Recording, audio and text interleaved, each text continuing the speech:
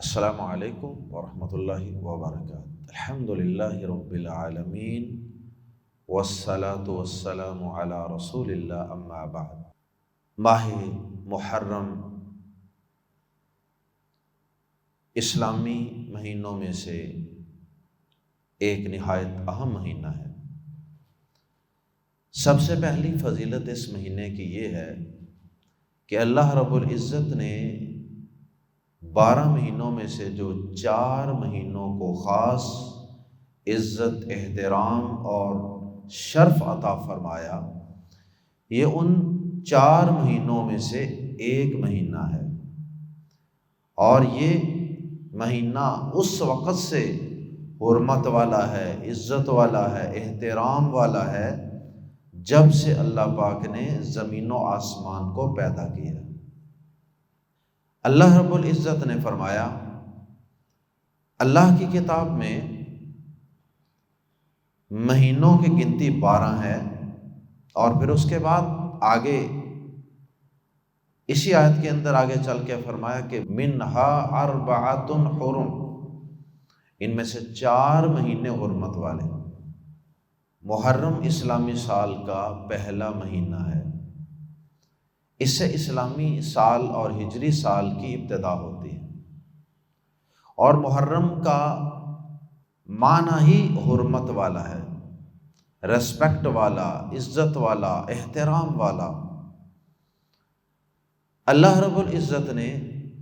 جن 4 مہینوں کو حرمت والے قرار دیا ہے،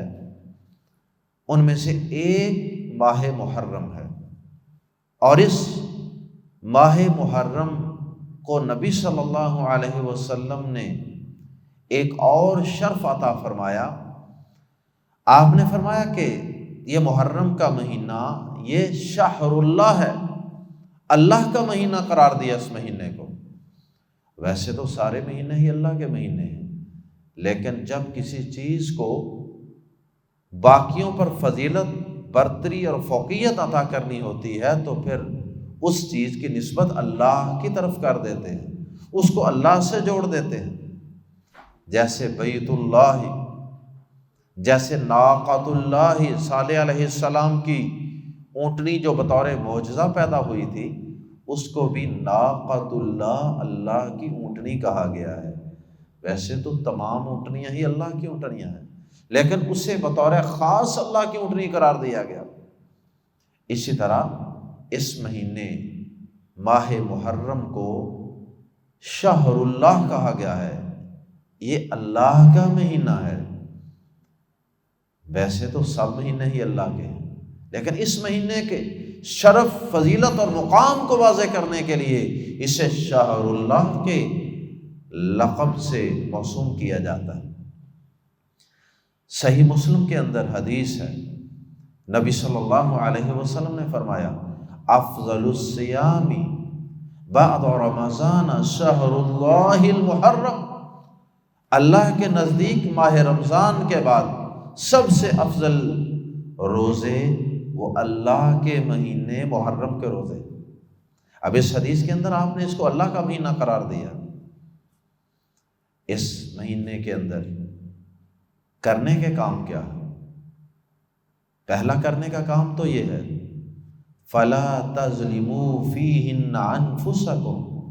سورۃ التوبہ کے اندر جہاں اللہ رب العزت نے ان حرمت والے مہینوں کا تذکرہ کیا ہے، وہاں فرمایا کہ پس ان میں تم اپنی جانوں پہ ظلم نہ کرو۔ اپنی جانوں پہ ظلم کرنے سے مراد ایک تو یہ ہے کہ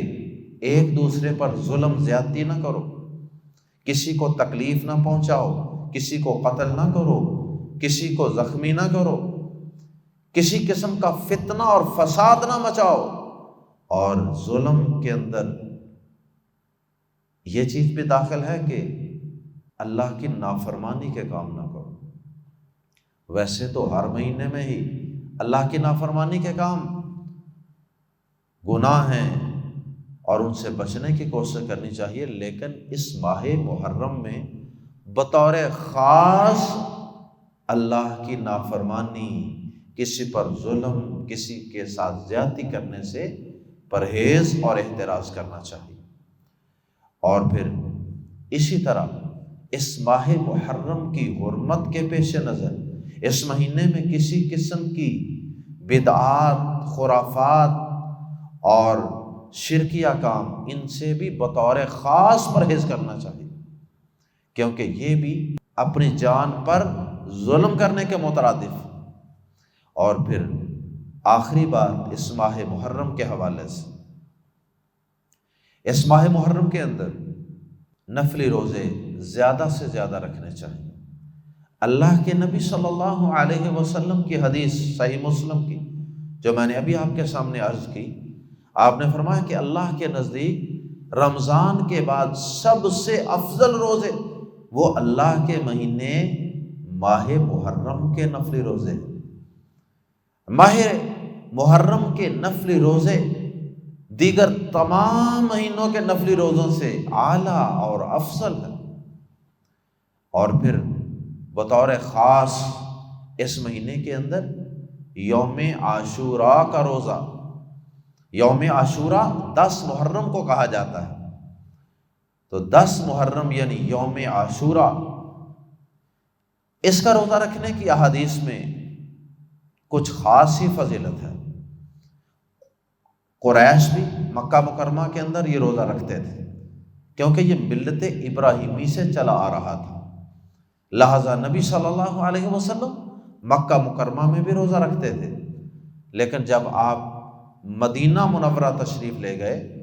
تو وہاں آپ نے اس کا کچھ زیادہ ہی اہتمام کیا، کیونکہ آپ نے دیکھا کہ یہودی اس دن کا روزہ رکھتے ہیں، اور یہودیوں نے اس کا سبب یہ بیان کیا کہ اللہ رب العزت نے موسیٰ علیہ السلام کو اس دن فرعون سے نجات عطا فرمائی تھی، تو ہم اس کے شکرانے کے طور پہ اس دن کا روزہ رکھتے ہیں۔ نبی صلی اللہ علیہ وسلم نے فرمایا کہ ہم تم سے موسیٰ علیہ السلام کے زیادہ قریبی ہیں، ہمارا زیادہ حق ہے کہ ہم ان کی نجات کے شکرانے کے طور پہ یہ روزہ رکھیں۔ آپ نے خود بھی روزہ رکھا، مسلمانوں کو بھی اس روزے کے رکھنے کا حکم دیا، اور یہ روزہ رمضان کے روزے فرض ہونے سے پہلے فرض اور واجب تھا، لیکن جب ماہ رمضان کے روزے فرض کر دیے گئے تو پھر اس مہینے محرم کا یوم عاشوراء کا روزہ، یہ روزہ پھر انسان کی اپنی ثواب دید اور مرضی پہ چھوڑ دیا گیا، جو چاہے اس دن کا روزہ رکھے اور جو چاہے اس دن کا روزہ نہ رکھے، دین مکمل ہوتا چلا گیا۔ ایک وقت آیا کہ نبی صلی اللہ علیہ وسلم کو لوگوں نے توجہ دلائی اور اللہ کی طرف سے آپ کو اس بات کا حکم دیا گیا کہ اب آپ یہودیوں کی مخالفت کریں، وہ اگر 10 کا روزہ رکھتے ہیں تو آپ بھی اسی دن کی تعظیم کریں، اسی دن کو روزہ رکھیں، تو پھر یہ تو ان سے مشابہت ہو گئی، یہ ان سے ریزمبلنس ہو گئی۔ لہٰذا آپ نے فرمایا کہ اگلے سال اگر میں زندہ رہا لا اصومن التاسع، تو میں 9 کا روزہ رکھوں گا، لیکن آپ اگلے سال زندہ نہیں رہے، آپ دنیا سے تشریف لے گئے۔ تو اب یہاں اہل علم کے درمیان کچھ اختلاف ہو گئے۔ کچھ اہل علم نے یہ کہا کہ آپ کا مطلب یہ تھا کہ 10 کا روزہ تو اصل روزہ ہے اور وہ تو ہم پہلے رکھتے ہی ہیں، اور اس کی فضیلت تو اپنی جگہ پہ بہرحال مسلمہ ہے کہ اس دن بہت بڑے بڑے واقعات رونما ہوئے ہیں، جن میں سے ایک موسیٰ علیہ السلام کی فرعون سے نجات ہے، اور اسی دن کی نبی صلی اللہ علیہ وسلم نے اسی دن 10 محرم کے روزے کی فضیلت بھی بیان فرمائی۔ فرمایا کہ مجھے امید ہے کہ اللہ پاک اس ایک دن کے روزے یوم عاشوراء کے روزے کی وجہ سے یکفر السنۃ الماضیہ، اللہ پاک گزشتہ 1 سال کے گناہوں پہ معافی کا قلم پھیر دیتے ہیں۔ اب اہل علم کے ایک گروہ نے کہا کہ اس دن کی چونکہ اصل فضیلت ہے، گناہوں کی بخشش کی فضیلت اسی دن کی ہے، لہٰذا آپ کا مطلب یہ تھا کہ اگر میں زندہ رہا تو 9 کا بی رکھوں گا۔ بی کا لفظ آپ نے بولا نہیں، لیکن اہل علم کہتے ہیں کہ آپ کی مراد یہی تھی بہرحال۔ اس وجہ سے اہل علم کے ایک بڑے گروہ کا یہ موقف ہے کہ اب ہمیں 2 روزے رکھنے چاہیے، ایک 10 محرم یوم عاشوراء کی فضیلت کی وجہ سے، اور ایک 9 کا تاکہ یہودیوں سے مشابہت ختم ہو جائے۔ وہ ایک دن روزہ رکھتے ہیں، ہم اس کے ساتھ ایک اور ملا کے 2 روزے رکھیں، 9 اور 10، مقصد بھی پورا ہو گیا مخالفت والا، اور فضیلت بھی حاصل کر لی، یکفر السنۃ الماضیہ۔ دوسرے علماء کا موقف یہ ہے کہ صرف ایک روزہ رکھا جائے گا 9 محرم کا، اور ان کے خیال میں نبی صلی اللہ علیہ وسلم کا مطلب یہ تھا کہ اب آئندہ سال ہم یہ شکرانے کا روزہ، یہ یوم عاشوراء کا روزہ وہ 10 کی بجائے 9 کا رکھیں گے۔ یعنی ان کے بقول آپ کا مطلب یہ تھا کہ میں 9 ہی کا روزہ رکھوں۔ وہ کہتے ہیں ہی کا لفظ عربی متن میں تو موجود نہیں، لیکن مراد یہی ہے۔ پہلے گروہ نے کہا کہ آپ کا مطلب یہ تھا کہ میں 9 کا بی رکھوں گا، لہذا 2 روزے۔ دوسرے گروہ نے کہا کہ آپ کا مطلب یہ تھا کہ میں 9 کا ہی روزہ رکھوں گا، لہذا صرف ایک روزہ۔ اور دوسرے گروہ کا موقف یہ ہے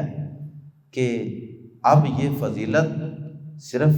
9 محرم کے روزے سے ہی حاصل ہو جائے گی۔ بہرحال یہاں پر یہ بات اچھی طرح سمجھ لیجئے کہ دونوں طرف بڑے بڑے جید اور بڑے بڑے اعلیٰ پائے کے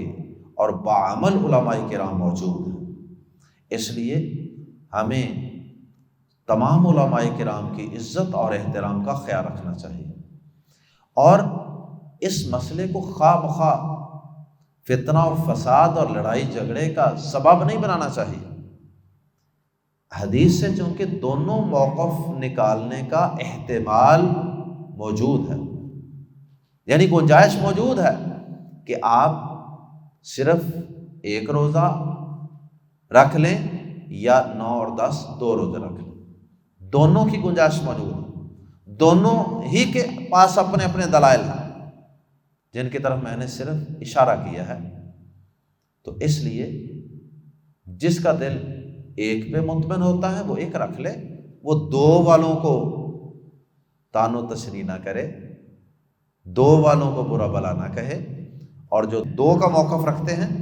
وہ 1 والوں پر کوئی اعتراض نہ کریں۔ اس بات کا خیال رکھیں، اور آخر میں ہمارا رجحان اس میں زیادہ 9 اور 10 کے 2 روزے رکھنے کی طرف ہے، کیونکہ مطلقاً بھی نبی صلی اللہ علیہ وسلم نے اس پورے مہینے کے روزے رکھنے کی فضیلت بیان فرمائی، لہٰذا 10 کا روزہ بھی محرم کا ہی روزہ ہے، تو اگر 10 محرم کا بھی روزہ رکھا جائے گا تو وہ گناہ نہیں ہے، اور آپ نے کوئی اس روزے کو رکھنے سے منع بھی نہیں کیا، آپ نے اس کو منسوخ بھی قرار نہیں دیا، صرف اتنا کہا کہ میں 9 کا روزہ رکھوں گا۔ تو اس لیے 9 اور 10 2 روزے رکھنا یہ ہمیں زیادہ بہتر اور افضل معلوم ہوتا ہے۔ ھذا ما عندی والعلم عند اللہ۔ السلام علیکم ورحمۃ اللہ وبرکاتہ۔